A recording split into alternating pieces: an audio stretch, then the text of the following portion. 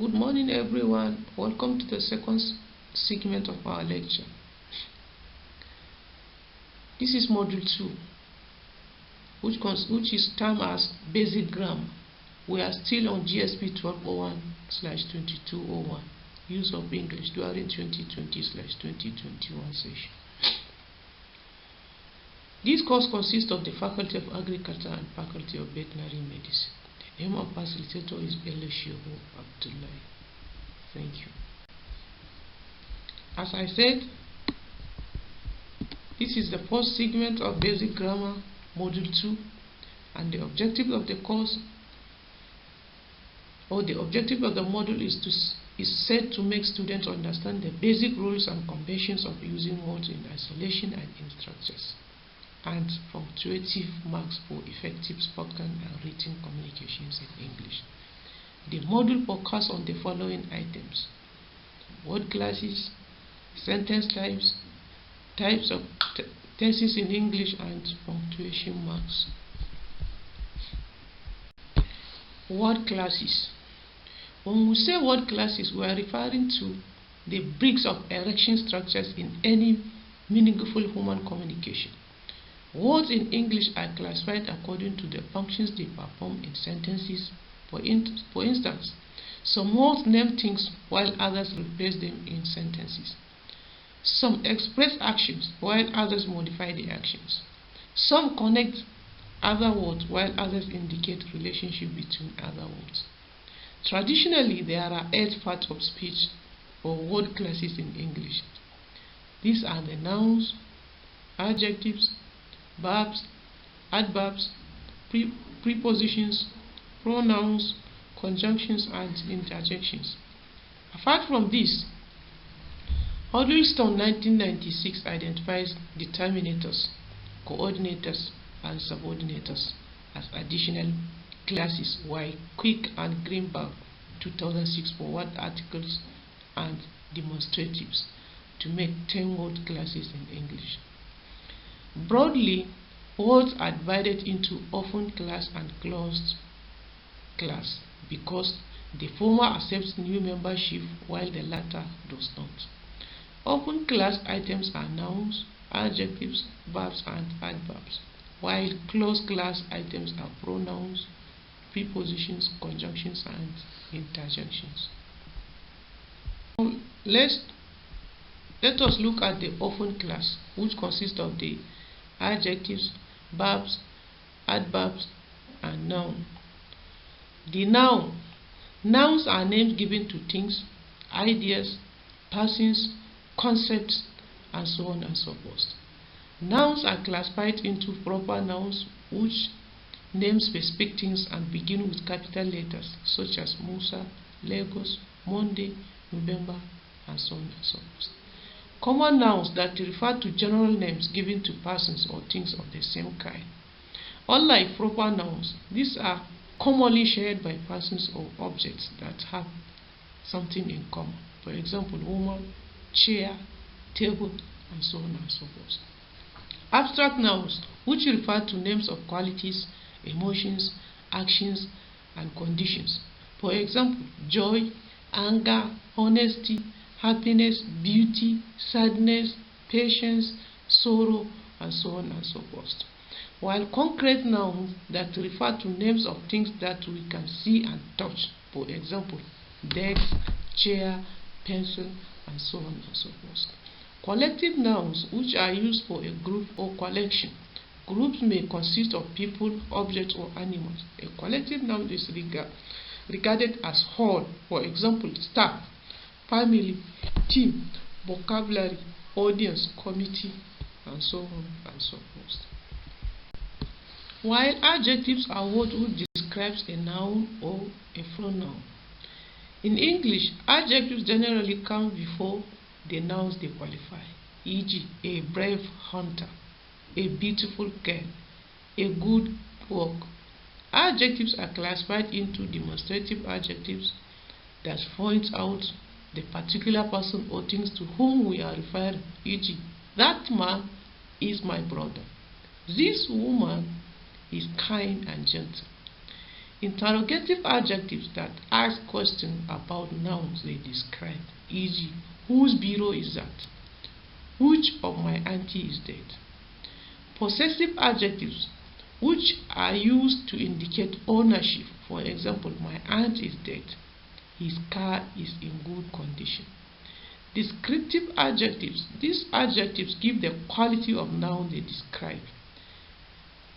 For example, he bought a brown car.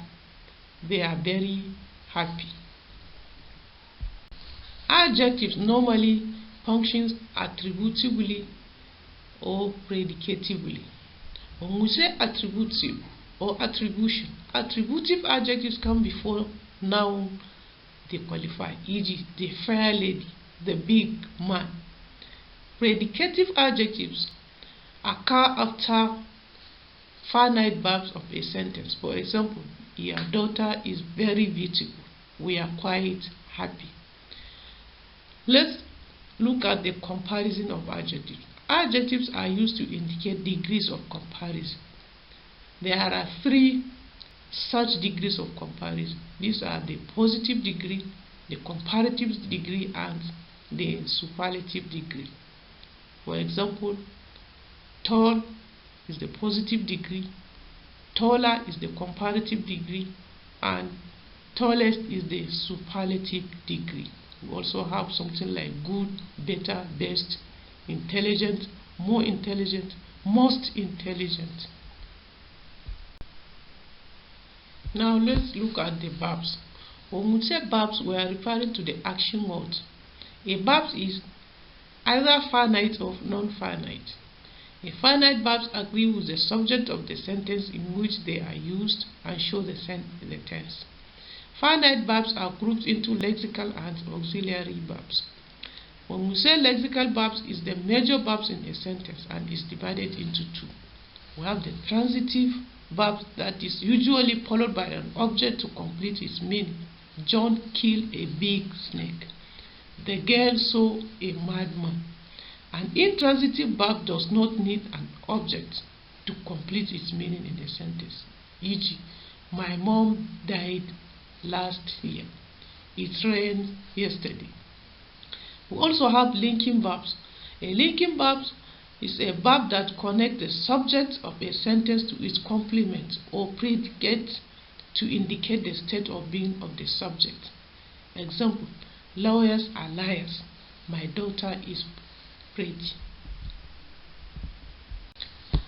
Apart from the linking verbs, we also have auxiliary verbs. These are verbs that help the lexical verbs to form tenses or to indicate doubt, possibility, necessity, or obligation. Auxiliary verbs are of 2 types. We have the primary auxiliaries and modal auxiliaries. The primary auxiliaries are 3 in number. We have the verb to do, verb to have, and verb to be, and act as both lexical and auxiliary verbs. Example, as a lexical verb, she is here.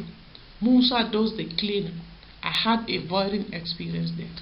As auxiliary verbs, Ladidi is cooking her favorite dish. I did not find it difficult to teach. Modal auxiliaries include can, could, will, would, shall, should, may, might, ought to, used to, need, and dare. You must go. Example, you must go back to your house today. You need to see me after the lecture. Non-finite verbs are the verbs that are not restricted in any way in tense and number, and they are participle, gerund, and infinitives. There are 3 in numbers: the participle, the gerund, and infinitives. An adverb is a word used to modify or qualify a verb. An adjective or another adverbs. It usually answers one of these questions: when, where, how, and why. They are classified into the following. We have the adverbs of time, adverbs of place, adverbs of manner. When we say adverbs of time, it tells when the action takes place, e.g., now, often, late, soon, sometimes, recently. and so on and so forth. For example, he will write the exams tomorrow. Musa was here last week. An adverbs of place tells where the action takes place. Example, down, here, backward, forward, there, and so on and so forth. The cars are parked outside. We have to settle the matter here. An adverb of manner. This tells how an action takes place, e.g., very, quiet, well, correctly, and so on and so forth. For example, Musa answered the questions correctly. She danced well. An adverb is a word used to modify or qualify a verb. An adjective or another adverb. It usually answers one of these questions: when, where, how, and why. They are classified into the following: adverbs of time, adverbs of place, adverbs of manner. When we say adverbs of time, it tells when the action takes place. That is now, often, late, soon, sometimes, recently, and so on and so forth. Example, he will write his exams tomorrow. Musa was here last week. Adverbs of place tells where the action takes place. That is down, here, there, forward, backward, and so on and so forth. Example, the cars are parked outside. Outside here indicate the place where the cars are parked. We have to settle the matter here. Here is a place where the matter should be settled. Adverbs of manner. This tells how an action takes place, e.g., very, quiet, well, correctly, and so on and so forth. Example, Musa answered the questions correctly. She danced well. Thank you.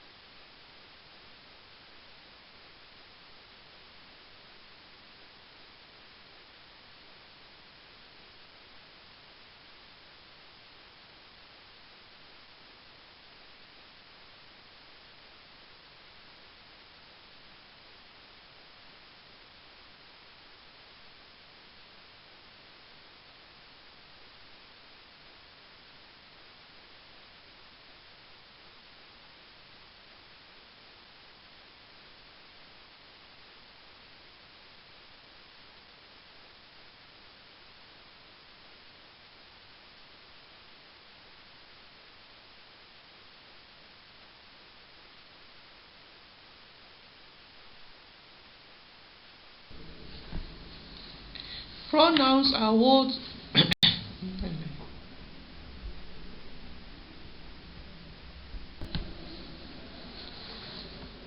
Pronouns are words which we use in place of a noun so that we do not have to repeat the noun.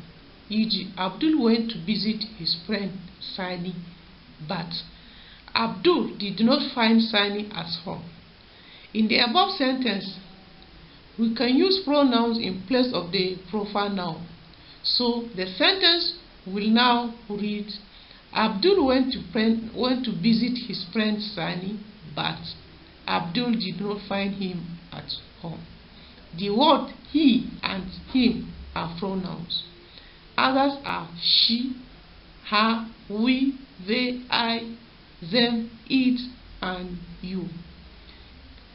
Pronouns are divided into classes. Normally, pronouns are divided into several different classes as personal pronoun, demonstrative pronoun, interrogative pronouns, possessive pronouns, relative pronouns, reflexive pronouns, indefinite pronouns, and so on and so forth. Personal pronouns stand for person. They can either be in the plural or in the singular.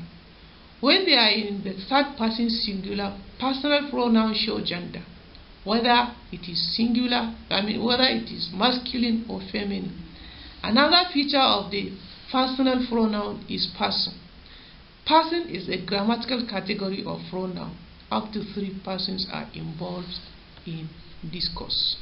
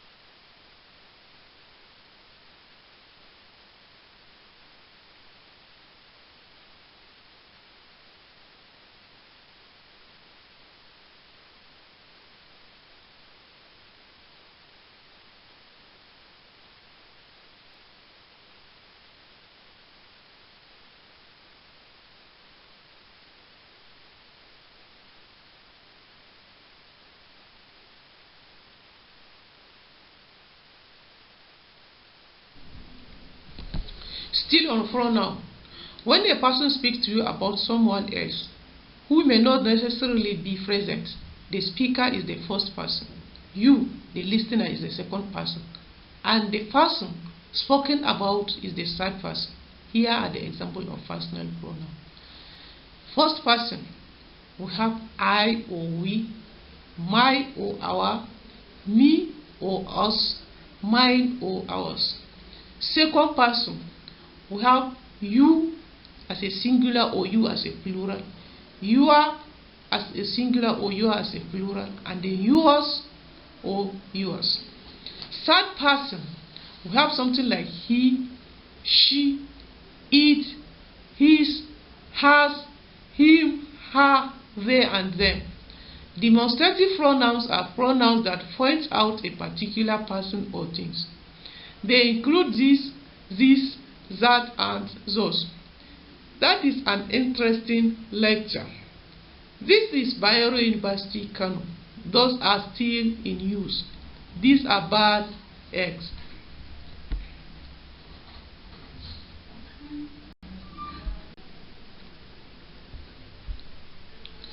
Interrogative pronouns are used to ask questions: what, who, whom, whose, and which. For example, what is your favorite color?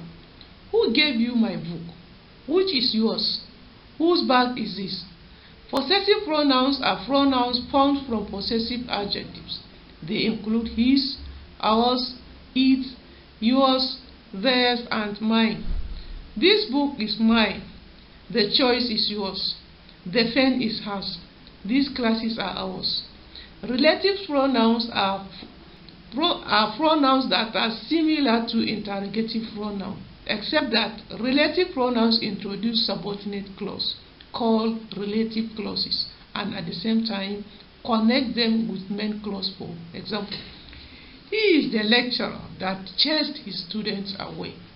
These are the chairs which I told you about. This is the girl whose father was arrested. This is the man who gave me a lift. Reflexive pronoun. When pronouns combine with suffixes such as self, selves, they form what we call reflexive pronoun. They are called reflexive because they refer back to the subject of the sentence. She is deceiving herself. You have said it yourself. Musa locked himself. The ended of hurt themselves.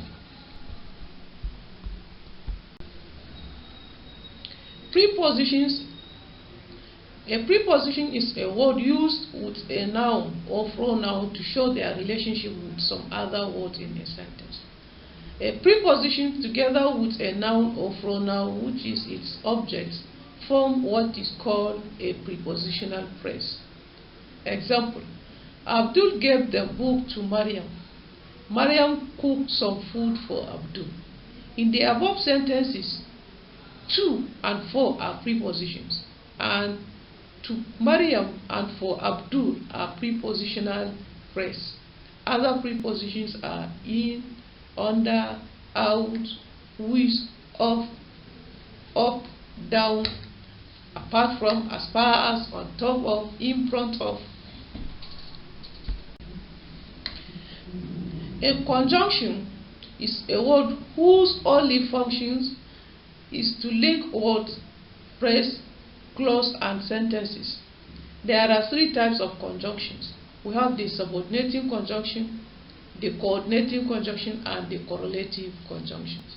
When we say coordinating conjunctions, it links the element that are of equal status. In the other word, link grammatical structures. They link words, phrase, or clause. For example, add. It serves to add an item to another. Musa and Isa are dancing. But serves to provide a contrast. He invited her, but she refused. Or serves to provide an alternative. She either passes or fails his exams. So serves to lead to consequences. Mustafa is tired, so he went straight to bed. Subordinating conjunctions are words that connect subordinate clause to main clause. They include if, since, because, as, unless, before, while, and so on and so forth. For example, I have been here since 4 o'clock. We are waiting to write a test before they came. I bought a new car because I needed it.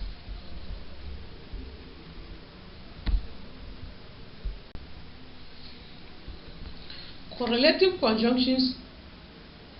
These are pairs of words used as conjunctions. When correlatives are used, the two items involved should immediately succeed the correlatives. They are not only but also. Neither the dash dash no, either the dash dash or, not the dash dash but, both the dash dash and, such the dash dash as, and so on and so forth. For example, both Amina and Aminu passed the exams. She is not only a brilliant but also talented student. You either leave this class or keep quiet. The next, which is the last word classes, is interjection. Interjection is an exclamation. Interjection expresses a feeling of surprise, pain, fear, anger, joy, agreement, admiration, warning, and or disagreement. Example: I'm sorry. Nonsense. I can't believe it. Good God of mercy.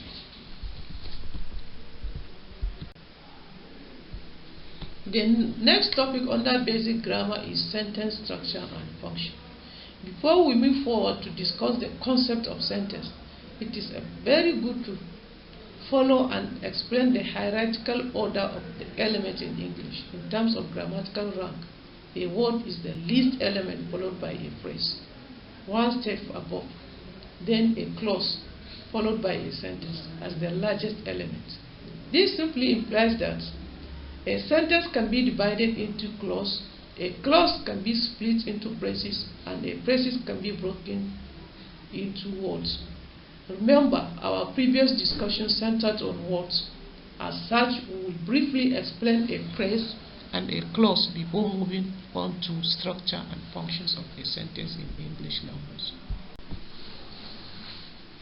A phrase refers to a group of related words which does not convey a complete meaning because it has no subject and a finite verb. For example, a noisy class. a conducive atmosphere for learning, a good idea, behind the door. We have different types of phrases. A phrase can be divided into noun phrase, adjectival phrase, verbal phrase, adverbial phrase, and prepositional phrase. As can be observed, this classification is closely tied to the functions of different word class or part of speech, as we have discussed earlier. A clause, unlike a phrase which functions solely as a word, a clause is a group of words containing a subject, a verb, and a modifier, and in certain instances an object. For example, Mary is there while he was driving a car. Although we came late, A clause is broadly classified into two. We have an independent clause, in some instances called the main clause or principal clause, that expresses a complete thought or idea, and a dependent clause, often called a subordinate clause, which depends on the main clause to complete its meaning. When we say independent clause, some students, for an example, some students are writing outside. Abdul caught the ball. Dependent clause, although we came late, the program has not commenced. Although we came late is an dependent clause that depends mainly on the main clause, which is the program has not commenced. Hafsat came to see Abdul. It's an independent clause. Before their flight took off. Before their flight took off is dependent clause. When the bus broke, we were all worried. When the bus broke is what? Is dependent clause. It depends on the independent clause. We were all worried. Now, sentences. A sentence is a group of words with a subject and a finite verb which conveys a complete meaning. A sentence should start with a capital letter and end with one of the terminal punctuation marks, which consists of the full stop, an exclamation mark, or a question mark. For example, Muhammad has traveled to Benin. No, Muhammad has not traveled to Benin. How much is these trousers? As such, for a group of words to be a sentence, it should pass the following criteria. 1. It should convey a complete thought. It should be arranged in an appropriate grammatical pattern. It should begin with a capital letter and end with an appropriate punctuation marks. Types of sentence. Sentences could be classified according to their structure, which is the arrangement of the clauses, or based on the functions they perform. Sentence types according to the structure can be classified into simple sentence, compound sentence, and complex sentence. When we say simple sentence, it's mostly an independent clause with a subject and a finite verb containing a single idea. For example, Umar is sleeping. They have all signed the attendance sheets in the previous lecture. How old is the university? A compound sentence. In this type, there should be two or more men, which is independent clause connected by a coordinating conjunction, such as and, or, but, yet, and so on and so forth. For example, Aliyu had the explosion and he called the police. Mariam washed the dishes and she dried them. Abdul tried hard, but he failed. A complex sentence contains one independent clause with one or more dependent clauses, duly connected with appropriate conjunctions. For example, although it was fine, we decided to stay at home. Ahmad was extremely happy because he passed all his papers. Even though the nation's economy is improved, most people are still complaining. Compound complex sentence. Compound complex sentences contains two or more independent clause plus one or more dependent clause. For example, John is a serious student. He always goes to library to read, but he still fails most of his exams because of his overconfidence. Or another example, the first girl that I loved in my life was Bilkisu, who inspired me with her brilliance, and she was a school teacher.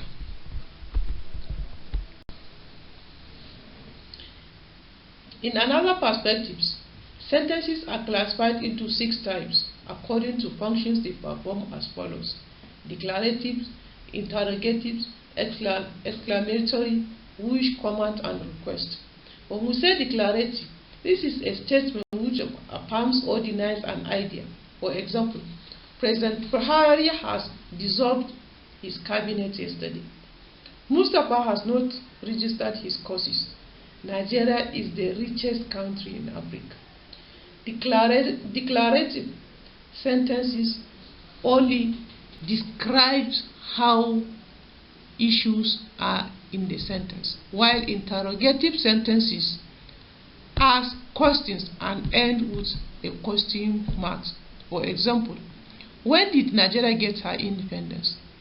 Are you aware that economy has improved? Exclamatory sentences shows a sudden feeling or emotion. As such, it ends with the exclamatory marks. For example, oh yes, what a nice idea. Wish or desire. This is sometimes called optative sentence. It expresses a wish or a hope of something happening soon. For example, I wish you best of luck in your forthcoming exams. I hope to be a graduate in the next couple of months. Then command. This sentence type is used to give an order or command. The subject in this sentence is mostly implied, not obvious. The sentence ends mostly with an exclamation mark. For example, you must move out of this place, or move out of this place. Close the door, or you close the door. And then the next item is request. This sentence type lies in the interface between a command and a wish. The language used is mostly polite, and the sentence ends with a question mark. For example, could you please shut the door? May I go out to see a friend? This brings us to the end of our discussion on items in Module 2, Lecture 1, where we explain word classes and sentence types. If you can recall, we have seen how parts of speech are divided broadly into open and closed sentences, nouns, adjectives, verbs and adverbs, and nouns, prepositions, conjunctions, and interjections, respectively. We have also taken sentence types based on structure and functions together with their different examples. We can now wish to switch to the slide and voicing of the remaining items in Module 2 coming up in Lecture 2 of the same module. Thank you for listening.